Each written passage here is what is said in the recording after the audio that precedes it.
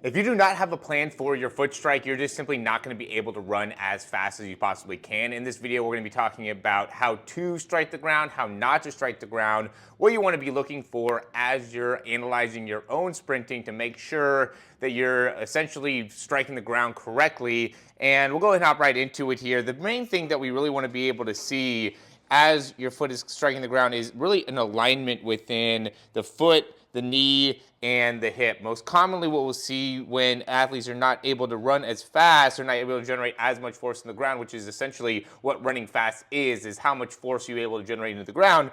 People that struggle with this, a lot of times we'll see them coming across with the foot. So as their foot's hitting the ground, it's going more out to in like this. We'll also see people that are striking the ground kind of like this, where it's like your foot's coming straight down instead of what you want to be doing, which is your foot coming and pulling back underneath. So we want to get your toe upwards and then pull back so you're landing with a stiff ankle. You don't want your ankle to be loose as your foot's striking the ground. You want your ankle to be really strong as that foot's striking.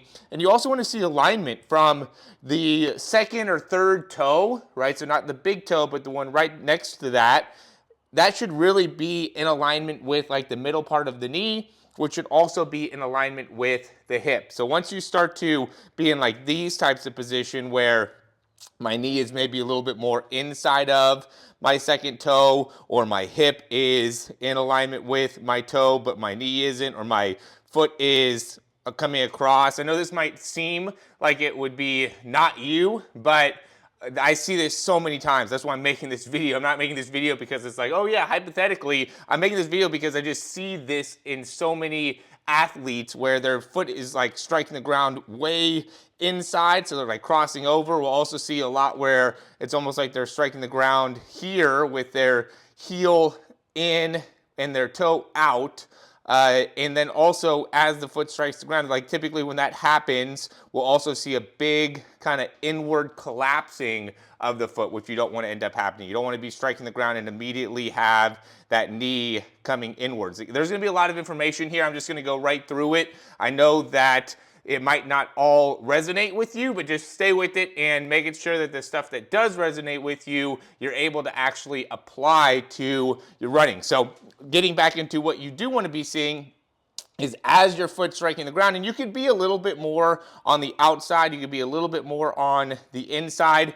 I usually say that your foot wants to be a little bit more like pronated, which means that if you think about your foot being as flat as possible, that would be more pronated. I also see more supinated as well, where the foot is hitting the ground. So it could be a little bit of either one, but as the foot's hitting the ground, what you want to be able to do the best of your ability is maintain a forward motion through the shin, through the knee. So you don't want to end up going here and getting stuck with the shin, or having the shin go inwards as the foot is hitting the ground. The best that you can, you really want to be striking the ground with the foot going from a kind of inward position, right? So as you come through, the foot's kind of coming straight or even slightly in, and then as you're pulling and striking the ground, it's going out to the side to get into that alignment position. And when that's happening, we're able to absorb and make it so we're able to maintain that alignment as we transition into toe off. So what we'll see a lot of people that struggle with their top speed do is as they're creating more and more force in the ground, they'll start to wobble in their foot or in their knee, and that'll make it so then they're not able to transition or get the heel to come up as quickly. You want to be striking the ground with a lot of force and a lot of, again, I said this at the beginning, there wants to be very planned with where you're striking the foot to make sure that you're able to transition off effectively. Very focused on where on your foot are you going to be hitting. Okay, typically what I recommend is stand on one foot, and where you feel the most balance, where you feel, and you could even do like an RDL or something like that, a single leg RDL, and where you feel the most balance, make it so it's the tip of a needle. And that particular point is really where you want to, the best that you can, strike the ground as your foot's hitting the ground. It doesn't have to be that, but that's at least a plan that can work, that will work for a lot of people. It could be a little bit more inside, a little bit more outside. You want to be balanced, you want to have control.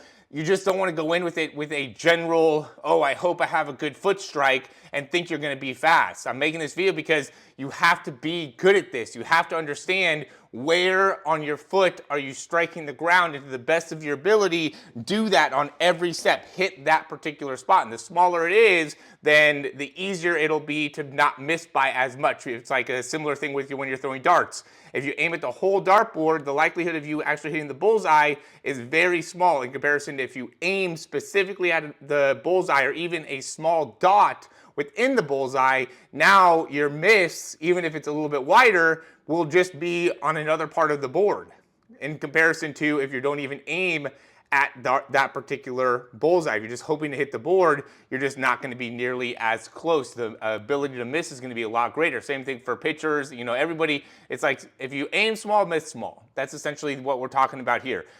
Aim as small as you can, so then when you're striking, you could be as specific as possible into where you're landing. You're not going to hit it the right spot every time, and you're not always going to have the perfect alignment of the foot, the perfect alignment of the leg, or whatever, but the more you can work on it, the better it'll be, and if you have a strategy for it, the easier it'll be to actually get that strategy. And so, again, just to kind of go over the main things that we're talking about here is land with the ankle stiff. Okay, we also want to be as extended as possible in the leg. We don't want that knee to be bent. We want to be all the way extended. We want to be tall through the hips, or you're having your hips all the way through when the foot's striking the ground. I know you can't see the side, but just the general concept. These are things that are very easily understood. A lot of you guys, I think, already get this. But as that's happening, as your foot's striking the ground, look at the alignment. And then as you go through a video of yourself going and striking the ground, make sure that there's not a lot of wobble, especially make sure that you don't collapse in,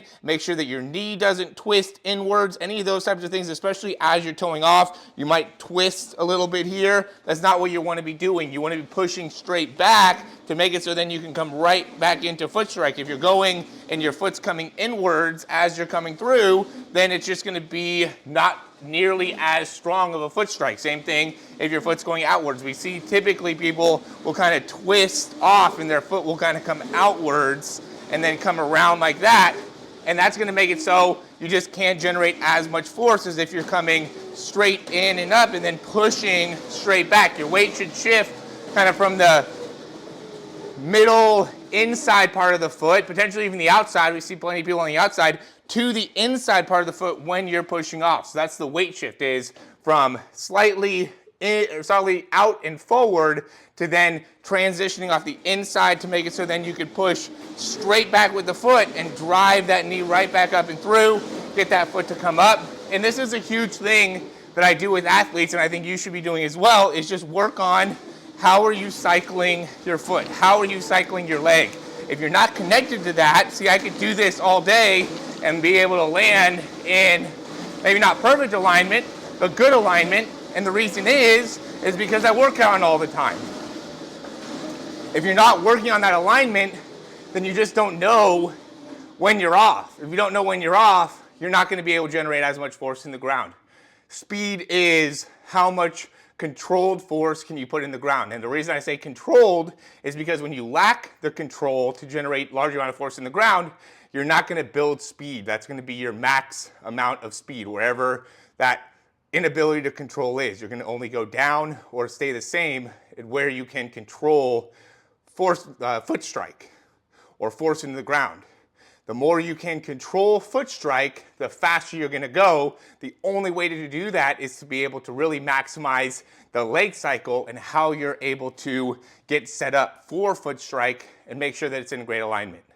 This should be very helpful for you guys. If it is, like, subscribe, check out some of the things we have in the description in terms of programs, ways we can help you out. This is something you want to work on within your start and your acceleration as well. A little bit different in terms of where you're landing, but a lot of the premise is the same. I think it's very easy to be able to see it on the treadmill. This is why I use the treadmill. I video people on the treadmill from the front, from the back, from the side, single leg cycles, two leg cycles, because you can find out a lot about how people move just by looking at this. I know there's a lot of people that think this is not a great tool for assessment, but I don't think there's a better tool because it's very specific and you have to make it go.